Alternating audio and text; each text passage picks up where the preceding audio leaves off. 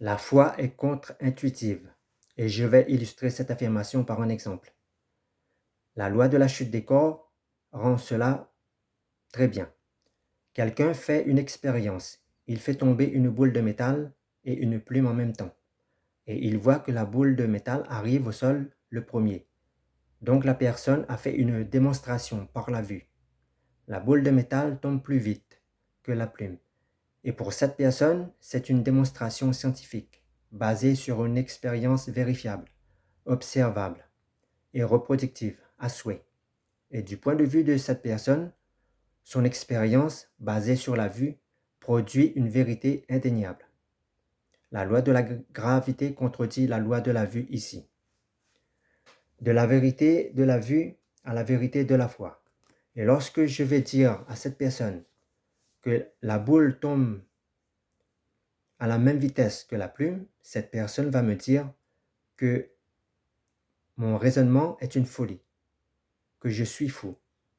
Et cette personne a raison, puisqu'elle voit que la boule de métal tombe plus vite que la plume. À ce niveau, on ne doit pas juger, critiquer cette personne, dire qu'elle est bête, qu'elle n'est pas intelligente. Non.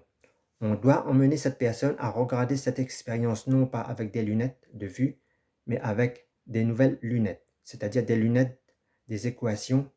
Et par ces équations, la personne va avoir accès à une nouvelle vérité, qui cette fois est la vraie vérité, contre-intuitive.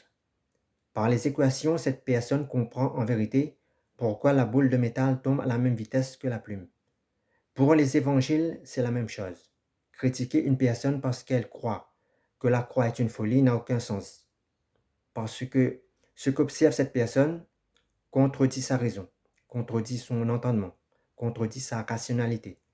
Mais en donnant à cette personne des nouvelles lunettes spirituelles qui vont l'emmener à comprendre la réalité et la vérité de l'évangile, les équations spirituelles de la foi vont l'emmener progressivement à laisser de côté sa perception par la vue, pour laisser place à une nouvelle perception, celle par la foi.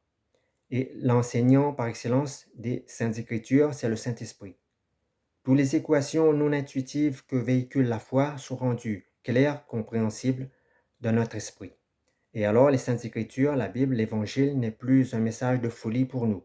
Au contraire, elle devient un message d'espérance pour tous ceux qui croient en Jésus-Christ. Même si sur le plan des lois purement physiques, cette expérience purement visuelle et immédiate reste erronée, le phénomène qui rend parfaitement et valide cette expérience est un élément invisible, indétectable, à première vue, inaudible. C'est la gravité. La gravité démontre parfaitement que la boule de métal tombe plus vite que la plume.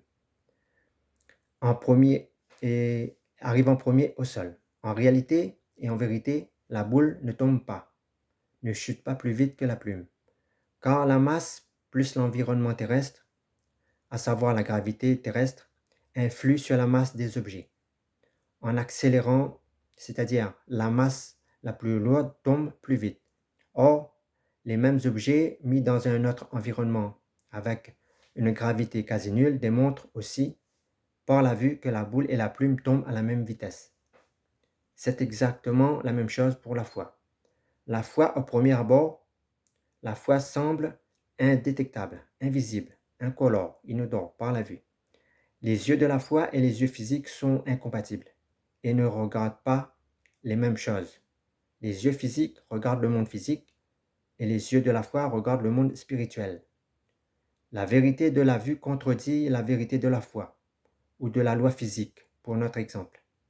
C'est tout à fait normal que quelqu'un qui vient à l'Évangile trouve que le plan de Dieu est une folie, que c'est une absurdité, car cette personne regarde l'Évangile avec des yeux rationnels, avec des yeux cartésiens, avec des pensées et des raisonnements purement logiques, purement analytiques.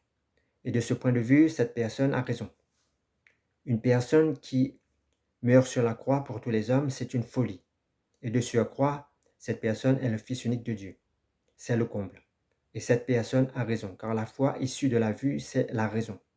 Et c'est pour cela que Dieu nous avertit que sa sagesse, son plan est une folie pour toute personne étrangère à sa parole et à son esprit. Car ici, l'acteur central de la foi en Dieu, c'est le Saint-Esprit. Le Saint-Esprit joue ici le rôle caché de la gravité. C'est lui qui rend parfaitement clair, compréhensible la folie de Dieu, qui en réalité est la sagesse la plus parfaite qui soit. Le Saint-Esprit met sur pause notre vie physique et il active dans notre cœur les yeux de la foi.